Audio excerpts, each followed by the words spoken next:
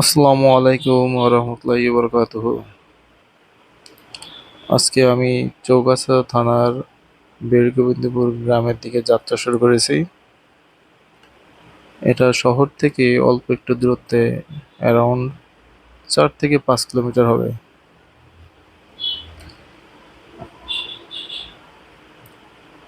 আমি যে পথে যাত্রা শুরু করছি, পথটা অনেক সুন্দর, নয়নগ্রাম দৃশ্য এবং গাছপালায় ভরপুর।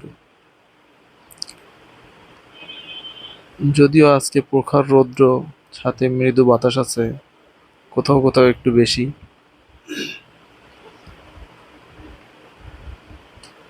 কিন্তু তারপরেও প্রাকৃতিক দৃশ্যের কারণে খুব একটা খারাপ লাগছে না।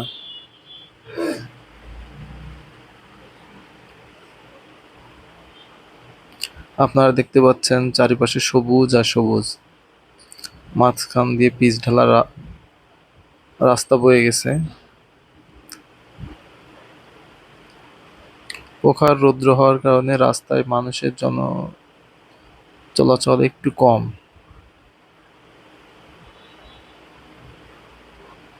এখানটাতে আমার আগেও বেশ কয়েকবার যাওয়া আসা হয়েছে এবং জায়গাটা আমার বেশ ভালো লাগে, বিশেষ করে প্রাকৃতিক সৌন্দর্যের কারণে।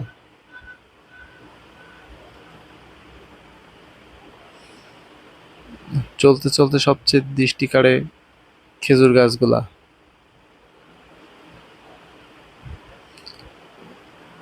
খেজুর গাছের পাতাগুলো মনে হয় দুহাত প্রসারিত করে রাস্তার উপরে দাঁড়িয়ে আছে।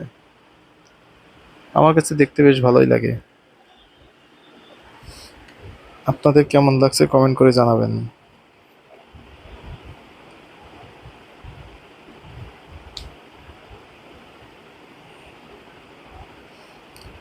অন্যান্য দিনের তুলনায় আজকে গরমের তীব্রতা একটু বেশি, বিশেষ করে যশোর অঞ্চলে এই সময়টাতে প্রচণ্ড তাপদাহ হয়।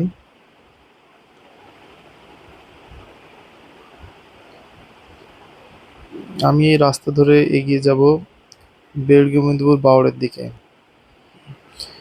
এটা বাওড়ের আহ, পিছনের দিকের অংশ।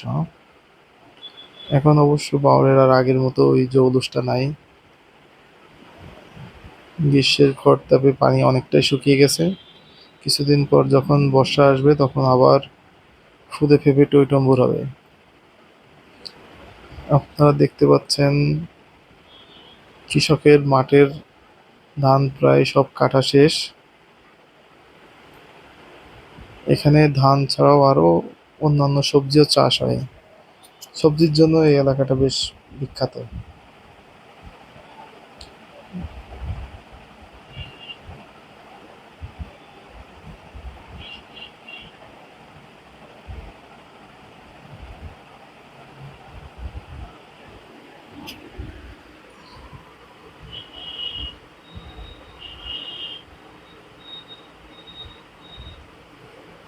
অনেক গরম, প্রখর রৌদ্র, তারপরেও প্রাকৃতিক সৌন্দর্যটা বেশ উপভোগ্যই লাগছে।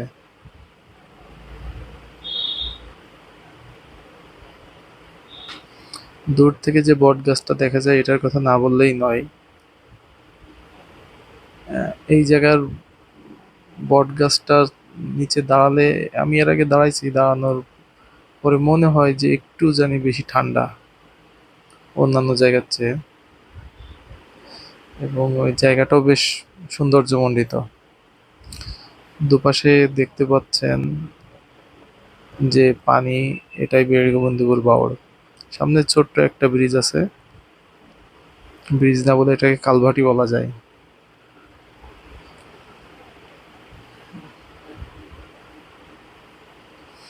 বর্ষাকালে যখন বৃষ্টি হয় তখন এই দুই পাশটাতে পানি প্রচুর পরিমাণে জমা হয় এবং সেই সাথে অনেক মাছও পাওয়া যায়। এই বাওড় কেন্দ্রিকই এই গ্রামের মানুষদের জীবিকা নির্বাহ।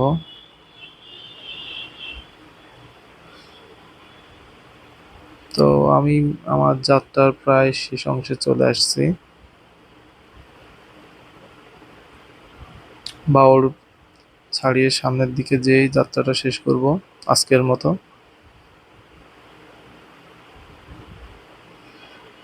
পাশে যে চার দোকানটা দেখা যাচ্ছে এটা আমাদের ফারুক ভাইয়ের চার দোকান। এখানে আমরা আগে এসে চা খেতাম, আড্ডা দিতাম। এই জায়গাটাও বেশ সুন্দর।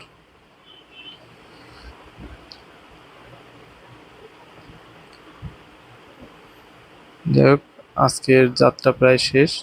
সামনের দিন